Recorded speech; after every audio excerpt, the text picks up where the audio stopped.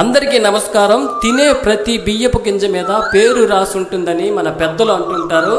ఈ పళ్ళ మీద ఎవరెవరు పేర్లు రాసున్నాయో మనకైతే తెలియదండి. చెట్టెక్కి తెంపడం వరకే కానీ ఇవి పంచడంలో మరి ఎవరెవరికి చేరుతాయో ఎవరెవరు తింటారో మనకు తెలియదు.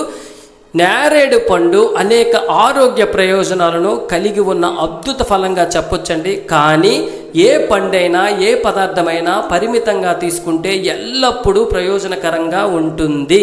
తగినంత మాత్రమే తీసుకోవడం వలన ఈ పళ్ళను పూర్తిగా మనం ఆస్వాదించవచ్చు, దుష్ప్రభావాలను కూడా నివారించవచ్చండి. ఎందుకంటే ఒకానొక సమయంలో నేను 5 బాతుగుడ్లను ఉడికించి తెలియక 3 తినేశానండి. అవి తిన్న తర్వాత కక్కలేక మింగలేక కదలలేక నడవలేక నానా తంటాలు పడ్డాను. మిగతా 2 గుడ్లు కూడా తినుంటే చచ్చేవాడినేమో. ఏ పదార్థమైనా పరిమితంగా తీసుకోవాలి. ఆరోగ్యమే మహాభాగ్యం. అందరికీ నమస్కారం.